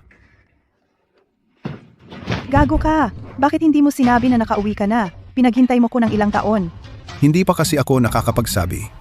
At saka, sa mga nakaraang taon, hindi ba't lagi tayong nag-uusap? Dahil sa pagligtas mo sa akin kahapon, pansamantala kitang pinapatawad. Pero, Hoy, ikaw. Anong nangyari sa'yo? parang hindi pa nawawala ang tama ng gamot. Hoy, hindi ah. Gusto mo ulit? Hoy, hindi ah, ikaw. Binibini Shen. Paano mo nga ba talaga nakilala ang tatay ko? Chen Fei, talagang hindi mo alam ang tunay na pagkatao ni Tito Chen? Anong ibig sabihin nito? Nahulaan ko nga ba? Bukod sa pagiging magsasaka, may pangalawang pagkatao pala ang tatay ko? Hindi ba yan si President Kiao sa tabi niya? Siya yung reyna ng negosyo na may daang bilyon ang yaman. Paano sila nagkatabi? Sa mga lalaking tulad ni Tito Chen, kung gusto niya lang, napakaraming babae ang maghahabol sa kanya. Ibig sabihin, may sugar mommy na ang tatay ko? Presidente ka naman ng korporasyong bilyonaryo. Ito lang ang sinusuot mo palagi? Aray, kasi nga, para sa walang kwentang anak ko, kaya ko itinago ang tunay kong pagkatao. Pero sa ngayon, hindi na kailangan yon. Oo nga pala, bakit mo ako dinala rito? Hindi ba't sabi mo, malakas ka pa raw tulad ng isang binatilyo? Isang gabi pa lang, napilay na ang bewang mo. Hindi, umupo ka diyan. Bibili ako ng gamot para sa'yo. Aray. Hintayin mong gumaling ang bewang ko? Sige na. Huwag kang magpakatapang. Umupo ka at maghintay. Si.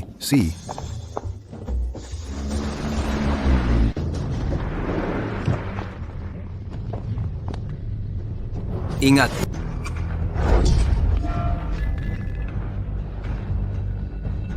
Tay, anong ginagawa ninyo? Naku, dinukot ang tatay ko.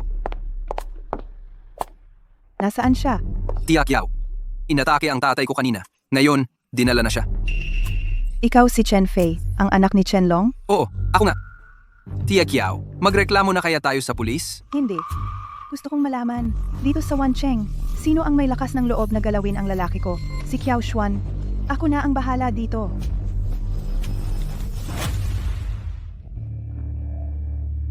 Nasaan na ako? Huwag kang mag-aksaya ng lakas. Matandang hayop. Paulit-ulit mo akong pinipigilan. Naisip mo ba na darating ang araw na ito? Ikaw pala. Dinala mo ako rito. Ano ang gusto mo? Ano, kung hindi dahil sa pangaagaw mo? Kasal na sana kami ni Chen Fei ngayon. Kasalanan mo ito lahat. Sinira mo ang pagkakataon kong makapag-asawa ng mayaman. Ikaw ang sumira sa buhay ko. Ikaw ang sumira sa akin. Ang pag-ibig, kailangan mong ipaglaban. Hindi sa pamamagitan ng panloloko. Minsan kasi, dapat mong isipin ang sarili mong problema. Nasa ganitong sitwasyon ka na, matigas pa rin ang mukha mo? Ikaw talaga. Hoy, Ate Lily, Ate Lily, Ate Lily. Kapag hindi ka nagtiis sa maliit na bagay, masisira ang malaking plano. Huwag mong kalimutan ang plano natin.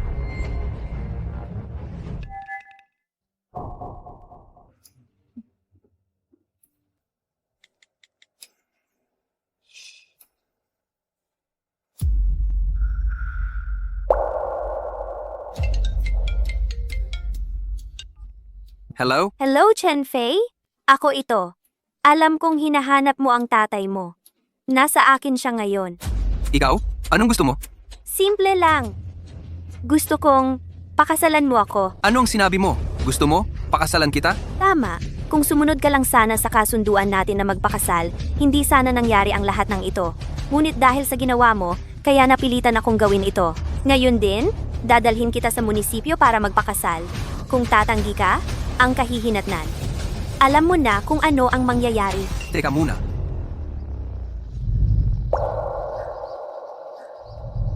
Basta sigurado ka, naligtas. Ang tatay ko, papakasalan kita.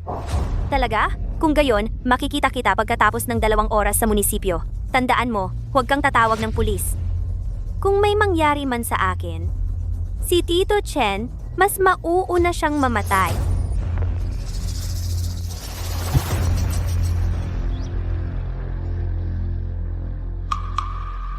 Miss Shen, pasensya na.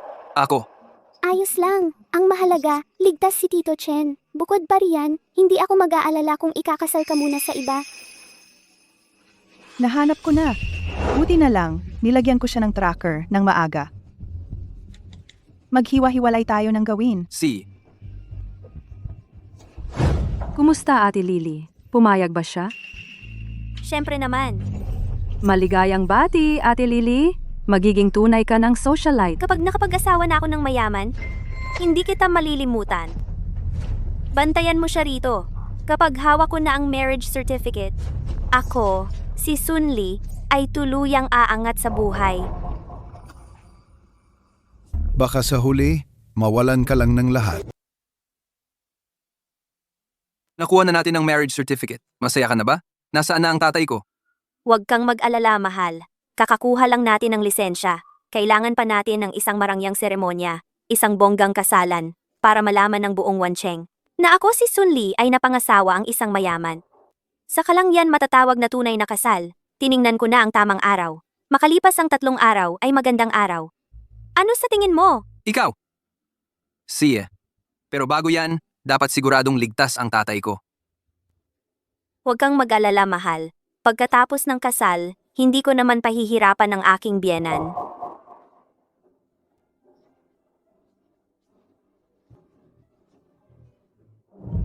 Oy, anong pangalan mo? Tumigil ka nga. Huwag mong kalimutan. Bilanggo ka lang ngayon. Hoy, hindi ko talaga maintindihan. Ikaw kasi, sa pangangatawan at ganda, hindi naman masahol kay Sun Li.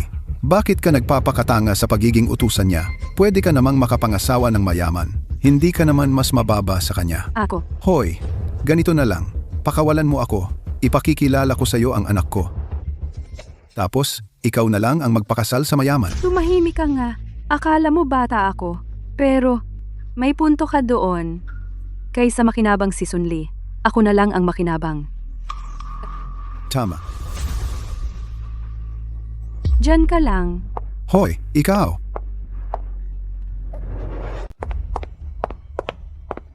Kaibigan mo si Sun Lee. Opo, Ji Zhao. Madalas kong marinig kay Lily ang tungkol sa'yo. Kaya nga't narito ako ngayon para sabihin sa'yo ang isang magandang balita. Oh? Ano yon? Yung mortal mong kalaban? Ang chairman ng Wanlong Group, si Chen Long, nasa puder ko siya ngayon. Bakit kita paniniwalaan?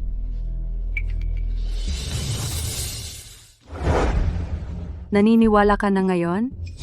Magaling. Pero bakit mo ako tinutulungan? Si Sun Li ang kumilos ng mag-isa. Ginamit niya ang buhay ni Chen Long para pilitin si Chen Fei na pakasalan siya. Ayokong maging tagapagpaayos lang para kay Sun Li. Kaya't naisip kong makipagtulungan sa'yo, Ji Zhao. Mabuti. Kapag matagumpay kong nakuha ang Wanlong Group, tiyak na hindi ka mawawalan. Ang unang hakbang, simulan natin sa kanyang minamahal na anak.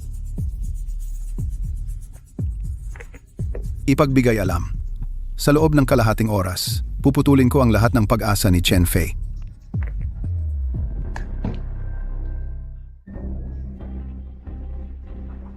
Aray, ang bilis ninyong bumalik, kayong mga.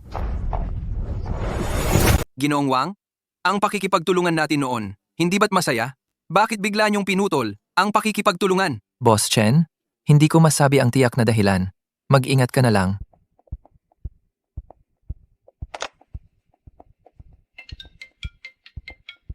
Simula ngayon, nagpasya ang aming kumpanya na wakasan ang lahat ng pakikipagtulungan sa inyong kumpanya at bawiin ang lahat ng puhunang inilagay. Bakit, Ginoong Lee? Hindi ba pwedeng pag-isipan mo muna ng mabuti? Xiao Fei, hindi sa ayaw kitang tulungan. Talagang nakasagasa ka ng taong hindi dapat mong galitin. Nakasagasa ng taong hindi dapat galitin? Boss Chen, may masamang nangyayari. Hinihiling ng mga partner ng kumpanya na itigil ang pakikipagtulungan sa atin. Itinigil din ng mga tagagawa ang supply ng mga chip. Paralisado na ang ating pabrika. At saka ano? At saka, may isang grupo ng mga tao sa baba na nagkakagulo. Nagsasabing palalayasin ka sa Feilong Group. Ano? Layas sa Feilong Group. Ibalik ang aming pinaghirapang pera. Layas sa Feilong Group. Ibalik ang aming pinaghirapang pera. Mga kasama, sumama kayo sa akin at umakyat tayo. Tara na. Bayaran niyo kami. Bakit nangyari ito? Chen Fei, kamusta ka na? Sino ka? Ako si Zhao Heilong. Nandito ako para makipag-usap sa iyo tungkol sa isang negosyo. Zhao Hailong ng Black Dragon Chamber of Commerce? Kaya ikaw ang may kagagawan ng lahat ng ito ngayon? Tama ka diyan. Salamat sa matalik na kaibigan ng asawa mo. Kung hindi niya sinabi sa akin na nawala si Chen Long, paano ako magkakaroon ng ganitong magandang pagkakataon para makapasok? Zhang Qianjian, ang puta! Nagtaksil siya sa akin. Ano ba talaga ang gusto mo? Sabi ko, gusto kitang kausapin tungkol sa isang negosyo. Kukunin ko ang kumpanya mo. Mag-aalok ako ng 10 milyon. Panaginip lang yan? Ayaw mo ng masarap? Masama ang gusto mo? Ano ba ang kalagayan ng kumpanya mo ngayon? Alam mo naman yan. Sinisiguro ko, sa loob ng 2 araw hindi. Isang araw, magmamakaawa ka sa akin na bilhin ito. Pakinggan mo. May nagkakagulo sa labas ngayon.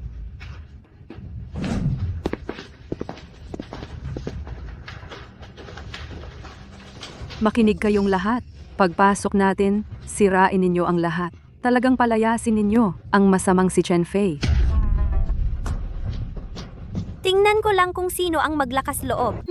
Huwag mo siyang pansinin. Pasok na kayo. Kayong mga ito? Zhang Qianqian, ano ba ang ibig mong sabihin? Gusto mo bang maghimagsik? Ha? At ngayon, ikaw pa ang may ganang magtaas ng boses sa akin? Akala mo ba talaga, asawa ka na ng mayamang pamilya? Sasabihin ko sa'yo, ang kumpanya ni Chen Fei, malapit nang magiba. Kasama na ang buong pamilya Chen. Hindi mo inaasahan yon, di ba? Kakakasal mo lang. Nasira na agad ang pangarap mong maging mayaman. At ako, sa ibabaw ng lahat ninyo, ako ang magpapakasal sa tunay na mayamang pamilya. Ikaw na babae, magtataksil ka sa akin?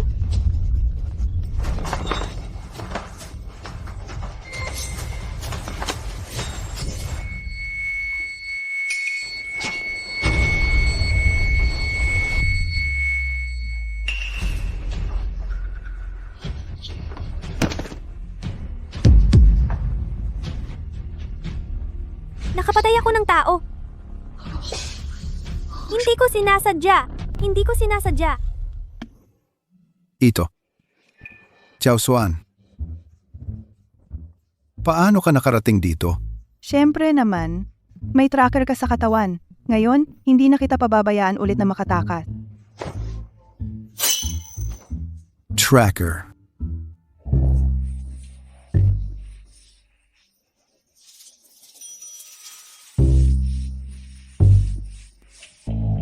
Oo nga pala, si Chen Fei. Pinigilan niya ang oras para sa'yo. Nagpakasal na sila ni Sun Li.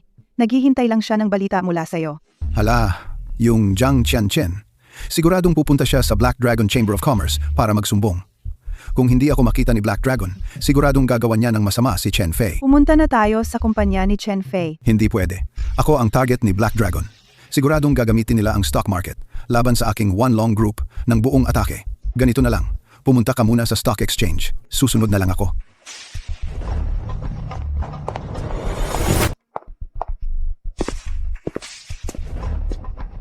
Anong nangyayari? Bakit wala pa ring balita si Papa? Anong nangyari, Chen Fei? Kinontrol ng Black Dragon Chamber of Commerce lahat ng business partnerships ko. Napatigil ang kumpanya. Pati ako'y pinaalis. Paano nangyari yon? Huwag kang mag-alala muna. Tatawagan ko si Lolo. Baka may magagawa siya. Wag na. Kumakalat ang kapangyarihan ng Black Dragon Chamber sa buong mundo. Wala tayong laban sa kanila. Talagang wala na tayo. Text message ni Papa. Mabuti naman at nailigtas si Uncle Chen. Tara na. Pumunta tayo sa stock exchange. Ako, si Zhao Heilong, nagantay ako sa pagkakataong ito, 10 taon akong naghintay. Ngayon, hindi alam kung nasaan si Chen Long. Ang One Long International ay walang pinuno. Ito na ang tamang panahon para sakupin ito. Perpektong pagkakataon. Pagpalain ka ng langit, Ji Zhao. Basta lamunin lang natin ang One Long Group, ang Black Dragon Chamber, ay magiging pinakamalaking conglomerate sa buong mundo. Hindi na magagalaw ang posisyon nito. Kaming 4 great wealth gods ay handang tumulong. Chen Long, anong laban mo sa akin?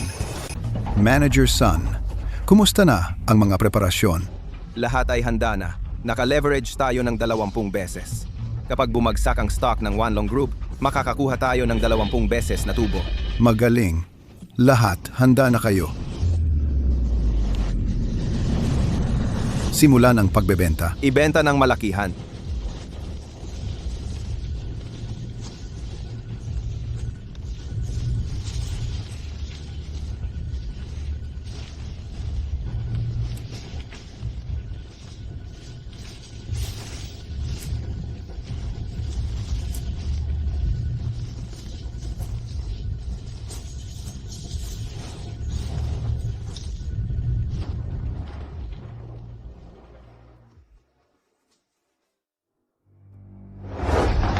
Bumaba na ang presyo ng stock ng 10% at patuloy itong bumababa ng kalahating porsyento bawat segundo. Sa kasalukuyang kalagayan ng One Long Group, ano ang mangyayari kapag bumagsak ang stock nito? Kapag bumagsak ang stock nito, ang One Long Group ay malamang na maharap sa problema ng insolvency. Ang bangko ay magsasagawa ng pagpuputputin. Pagdating ng panahon, makakabili si Ginoong Zhao ng mura at maayos na makokontrol ang One Long Group. Mabuti. Ipagpatuloy ang pagbebenta. Sa loob ng 10 minuto, gusto kong makita na bumagsak ang stock. 15% na ang pagbaba. Hindi lalampas ng 2 minuto, ang stock ng One Long Group ay babagsak na. Boss Chen, may malaking problema. Binabangga ang stock market ng kumpanya. Sa loob lang ng ilang minuto, Bumagsak ang presyo ng stock ng 20%. Ang Black Dragon Chamber of Commerce. Inatake tayo ng Black Dragon Chamber of Commerce. Mabuti.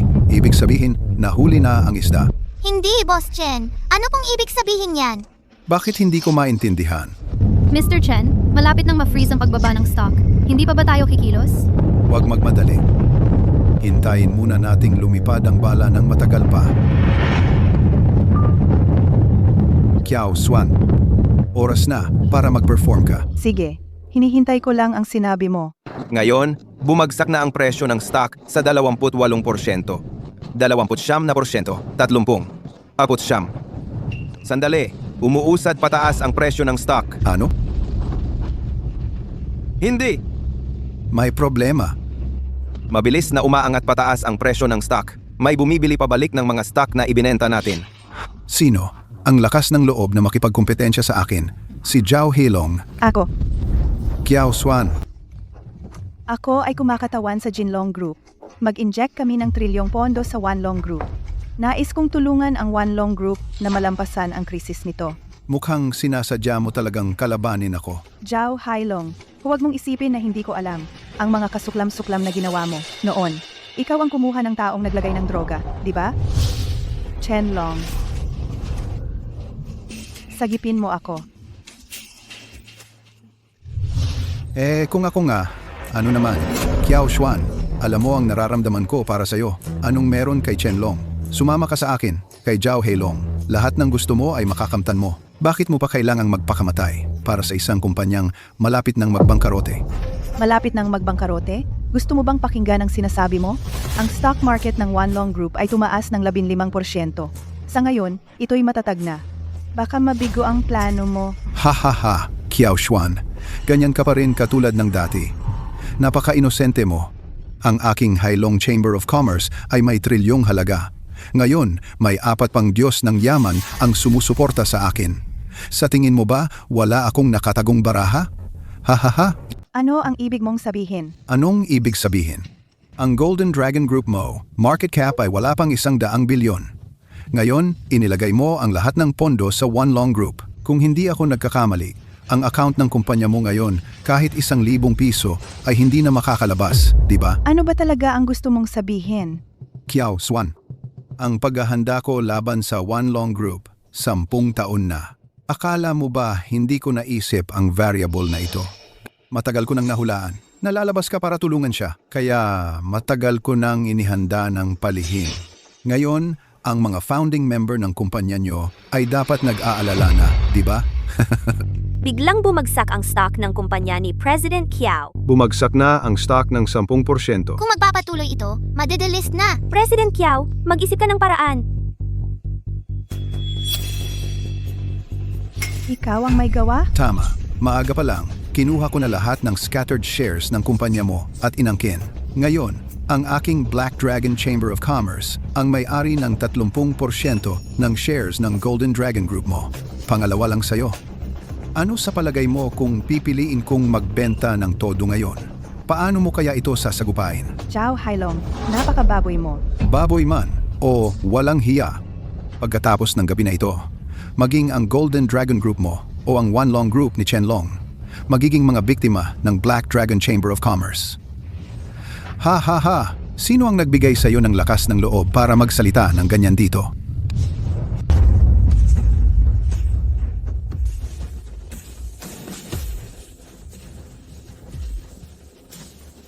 Chen Long, anong ginagawa mo rito?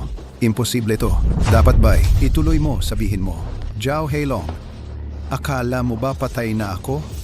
Ha, yung mga nagkidnap sa akin, hindi kaya ikaw ang nagutos? Kalokohan. Ako si Zhao Heilong. Hindi ako bababa sa paggamit ng mga hamak na paraan. Ganun ba?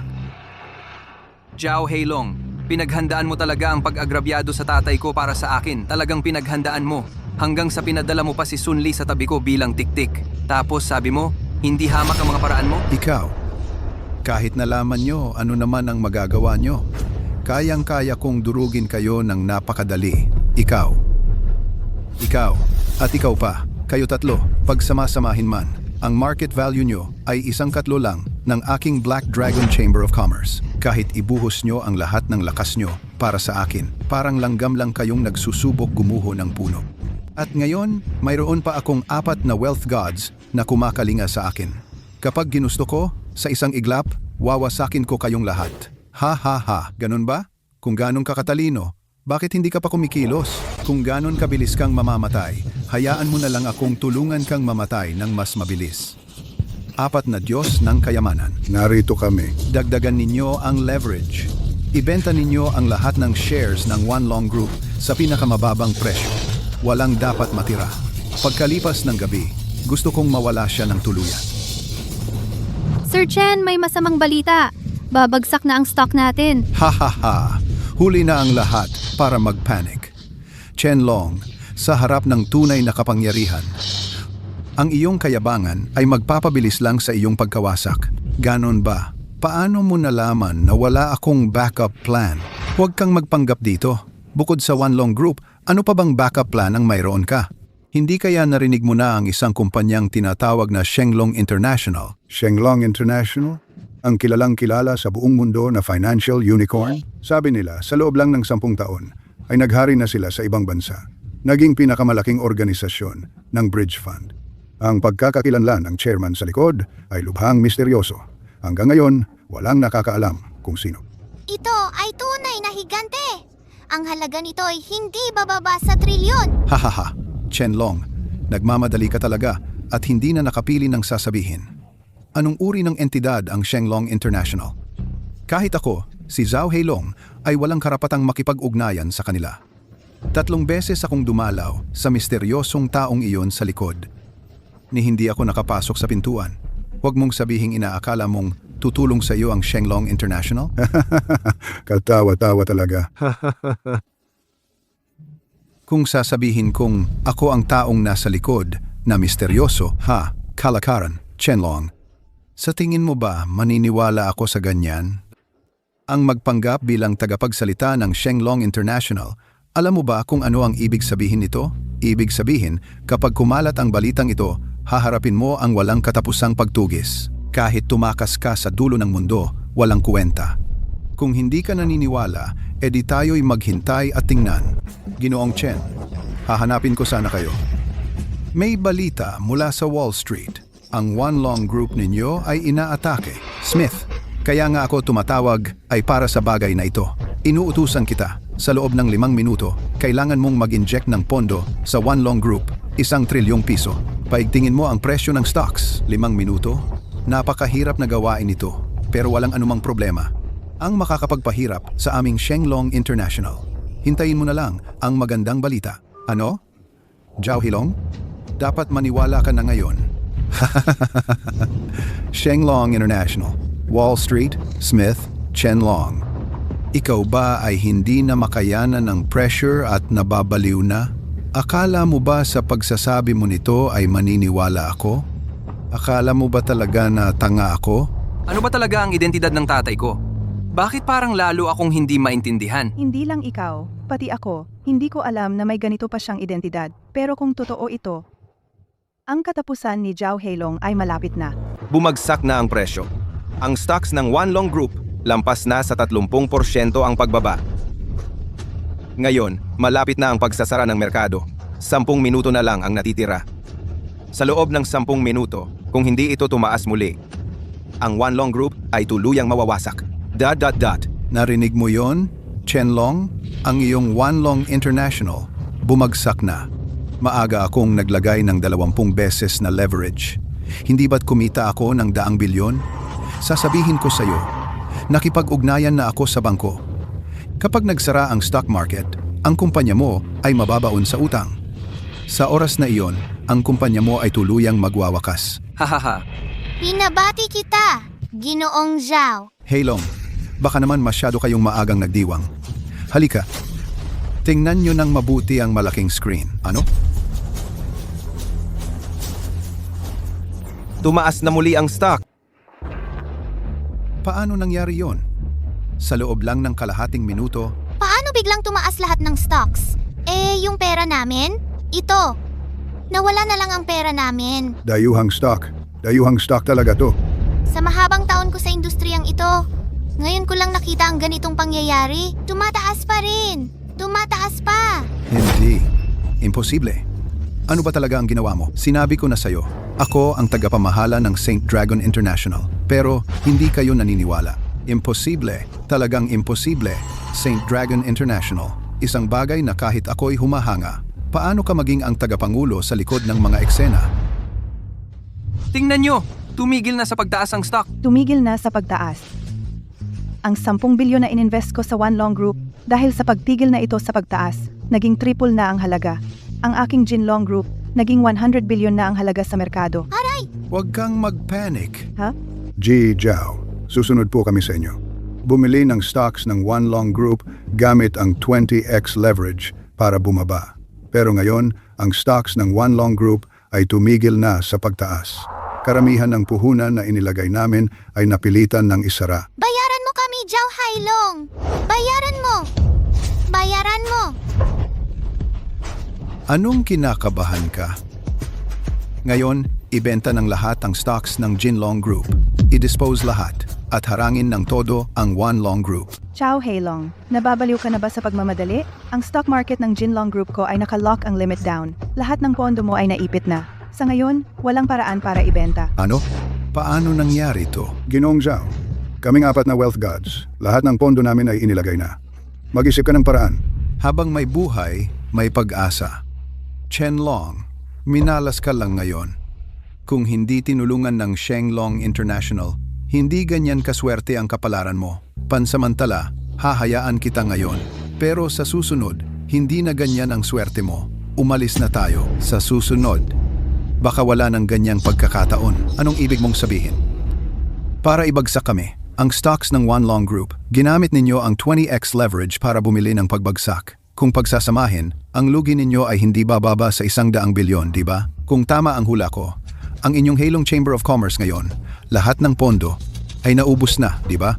Kung gagawin ko ngayon ang ginawa ninyo sa amin at babagsakin ko ang Heilong Chamber of Commerce ninyo, paano kayo makakasagot? Anong gagawin mo? Kalokohan. Ang market value ng Heilong Chamber of Commerce ko ay trilyones. Isang kumpanyang bilyon-bilyon lang ang halaga. Nangangarap pang hadlangan ang Heilong Chamber of Commerce ko. Huwag mong sabihing hindi kita binigyan ng pagkakataon. Bibigyan kita ng 3 segundo para mag-isip. Gusto mo bang ibenta ang Heilong Chamber of Commerce ninyo sa halagang 1 piso sa akin? Pwede pa rin akong mababang halaga ang pagbili. Napakalaking katawa-tawa. 1 piso ang gusto mong ipambili sa Heilong Chamber of Commerce kung trilyones ang halaga? Chen Long, gising ka pa ba? Ha. Tapos na ang oras. Zhao Hailong, huwag mong sabihing hindi kita binigyan ng pagkakataon. Ikaw mismo ang hindi nagpahalaga dito. Huwag mong sisihin ako. Ngayon, gusto kong malaman kung anong paraan pa ang mayroon ka.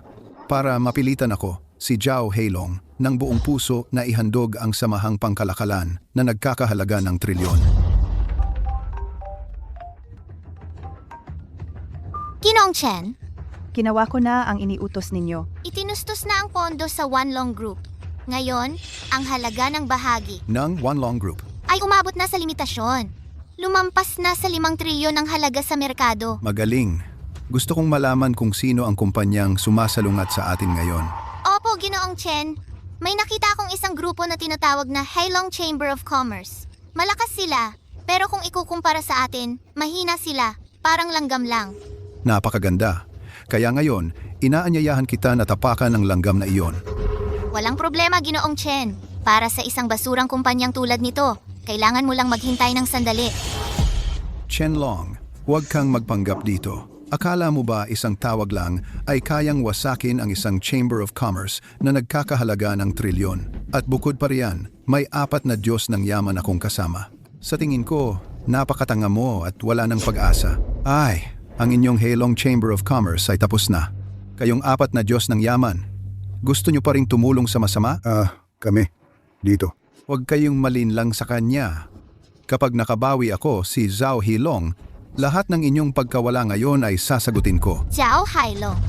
Pagkatapos ng labanang ito, ang iyong Heilong Chamber of Commerce ay halos nanganganib ng mabangkarote. Ang One Long Chamber of Commerce ni Chen Long ay halos 1 trilyon na ang halaga. Sino ang mas mabigat? Hindi ba natin kayang timbangin iyon? Ako rin ay handang sumunod kay Ginoong Chen hanggang kamatayan. At kami rin. Ikaw, kayo. Ngayong araw, magsisisi talaga kayo sa desisyon na ginawa ninyo. Hailong, bago ka magsalita ng mga ganyang matitigas na salita, dapat mong tingnang mabuti ang stock chart ng Black Dragon Chamber of Commerce. Ano? Bumaba. Lalong bumibilis ang pagbaba. Sa ngayon, wala pang 2 minuto bago magsara ang merkado. Kung ganito ang bilis, ang presyo ng stock ng Black Dragon Chamber ay baka tumigil na sa pagbaba. Bilis. Gamitin ang lahat ng pondo para bumili ng short positions. Doblehin ng 20 beses ang leverage, all in. Kailangan nating mabawi ang lahat ng nalugi kanina. Tama! 20 beses na leverage! Bilisan nyo! Ibagsak ang Black Dragon Chamber! ilagay ang lahat ng pondo ko sa pagbaba ng Black Dragon Chamber. Imposible to. Ang market value ng Black Dragon Chamber ay trillion. Paano ito madaling naipit? Maliban na lang kung 10 beses ang market value ng kalaban, baka naman. Ikaw talaga ang misteryosong tao sa likod ng Shenlong International? Tama ka. 10 taon mo kaming inilagay sa bitag. Pinahamak ang One Long Group. Ako si Chen Long. Hindi ako maghihintay na mapahamak. Ang One Long Group, isang piraso lang yon sa laro.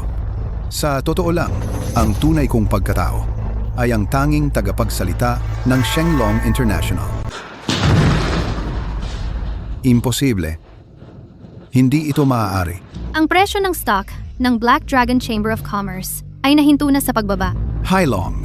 Ngayon, ang inyong Black Dragon Chamber of Commerce ay may utang na sa bangko ng daan-daang bilyon. Dagdag pa ang biglang pagbagsak ng stock, insolvente na kayo ngayon.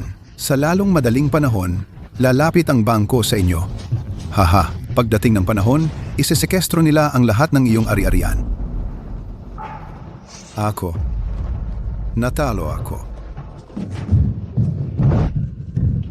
Mula ngayon, ako na ang magiging mayamang may bahay, ay aking mga katulong. Pumunta kayo sa Sandu. Sa Sandu.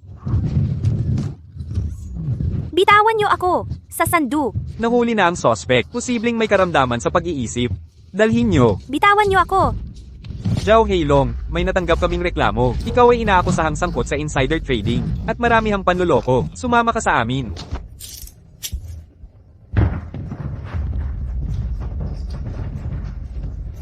Hindi ako makapaniwala.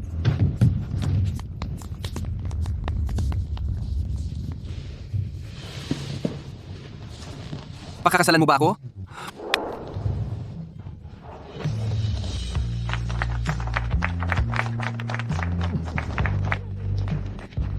Naghahanda ng magpakasal ang anak mo.